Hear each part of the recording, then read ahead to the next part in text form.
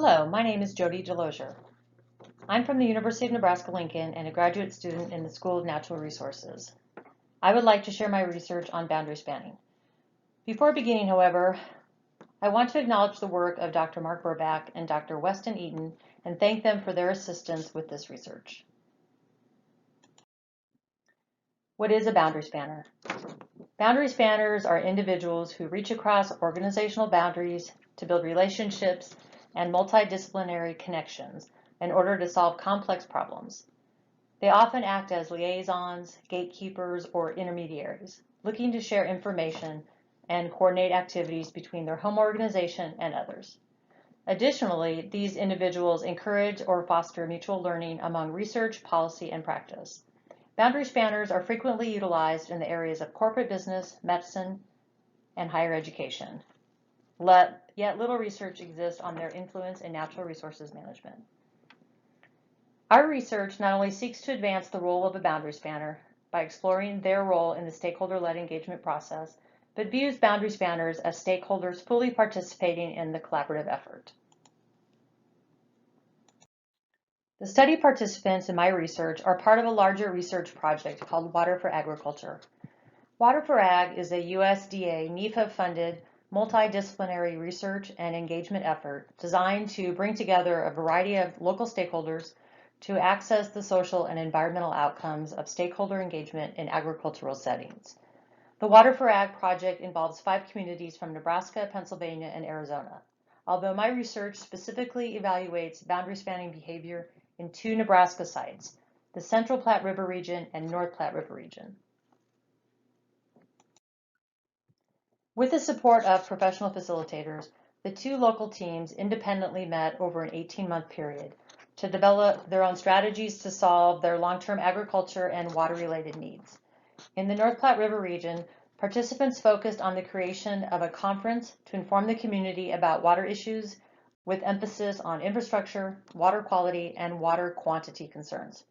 Whereas in the Central Platte River region, local leadership team participants sought to establish an endowment to receive and distribute funds to benefit the conveyance of water in the Platte River system. We posed 2 research questions for the Nebraska local leadership team sites. Number 1, was boundary spanning behavior exhibited during the stakeholder-led engagement process? Number 2, if boundary spanning occurred, how was it exhibited?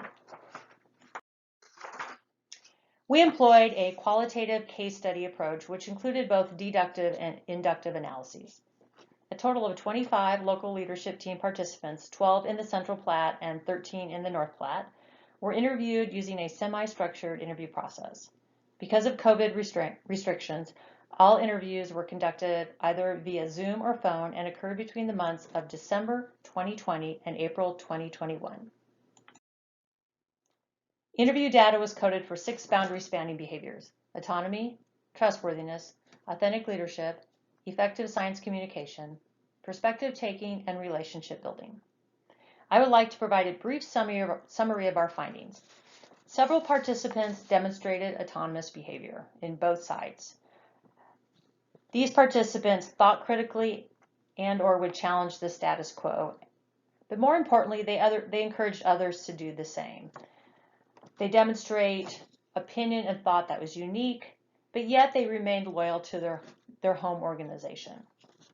A North Platte local leadership team interviewee demonstrated autonomous behavior by stating, "I guess if the comment was even contradictory, but if it helps the group discussion or helps bring another perspective, not in a sense of trying to argue with someone, like to say who's right or wrong, just purely sharing opinions, I felt like that was okay." Trustworthiness. Participants who demonstrated boundary spanning behavior in trustworthiness, they were transparent, demonstrated honesty and genuineness in their actions. They walked the talk. They also demonstrated respect toward others and high integrity. Authentic leadership. These participants would not just lead, but they would also motivate. They were also aware of the facilitator's role when it came to leadership and really tried to lead when they thought it was appropriate. They sought a common vision or a focus for the group and they were committed to the process, even when they struggled to find a topic. One participant expressed this: if you saw it veering off course, you kind of stepped in and just reminded people, this is where we need to go with this. Effective science communication. Participants who demonstrated this boundary-spanning behavior recognized the need to share expert knowledge, but not talk in overly technical or scientific jargon. They simplified the message when necessary, and it was really dependent on who they were talking to, their audience. And if necessary, they would reframe the issue so that the individual or the group would have a better understanding. Perspective taking. This was a behavior that was demonstrated quite frequently.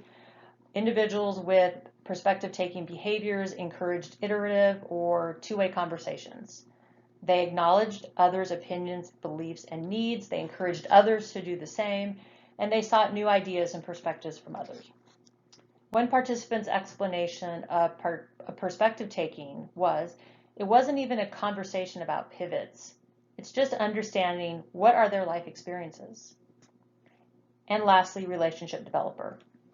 That boundary spanning behavior was an individual who looked for connections and collaborations between individuals and groups, both internally and externally. This was a participant that was respected, but showed respect and listened to others. They encouraged the sharing of local and traditional knowledge, which was extremely important because producer stakeholders have a lot of valuable information to share, and they were a part of the process. A lesson learned by one LLT member: I've always found sometimes you just need to keep your mouth shut and listen, and you might learn something. The purpose of conducting an inductive analysis was to seek out or identify those boundary spanning behaviors that were not specifically coded during the deductive process. We identified the following three themes. Number one, ability to recognize and interpret body language and social cues. Interview participants frequently suggested that recognizing and responding to the body language of other participants helped them establish relationships and reduce misunderstandings. One interviewee shared his perspective. If people had a puzzled look on their face, then usually I or somebody else recognized the need to explain that better. At one point, both LLTs were forced to hold their meetings via Zoom. The switch from in-person to virtual was challenging for several members, and there were one or two participants who chose not to participate virtually. Participants expressed their frustration at not being able to gauge people's reactions. One individual said, I need the human interaction. It is very important because you can say all these things, but if you're not sitting across from somebody, you can't tell their emotion or whatever. And when we are dealing with natural resource issues, it gets very personal and there's a lot of emotion involved in it. Theme number two, be alert to and manage big personalities. Several of the interviewees mentioned the existence of big personalities and their ability to influence other stakeholders in the group. This type of power and equity can force participants to lead the process. LLT members who were able to step in and manage or mitigate the influence of stronger personalities encouraged participation from others in the group, particularly the quieter or less experienced stakeholders. One LLT participant shared a personal reflection.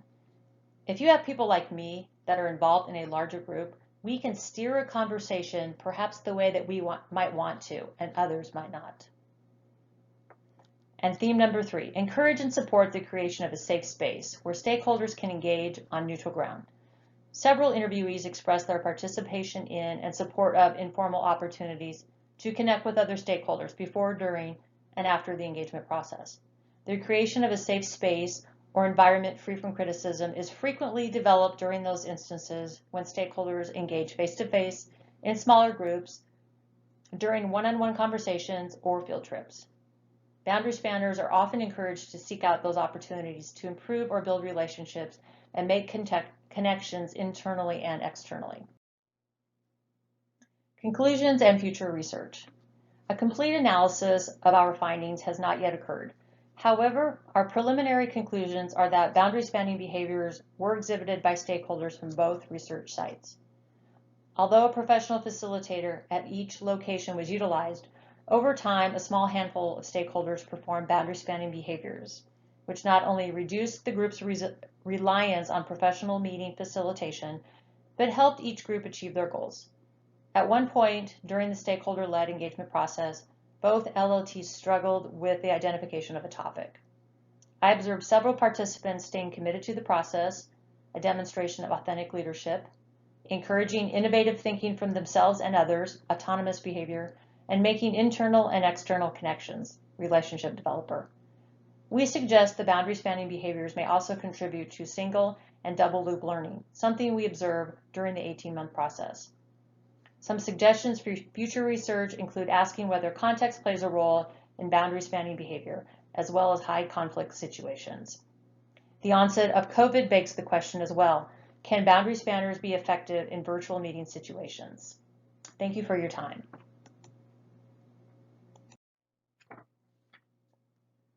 I would like to thank, before closing, the USDA NEFA, Nebraska Environmental Trust, and Doherty Water for Food for their support.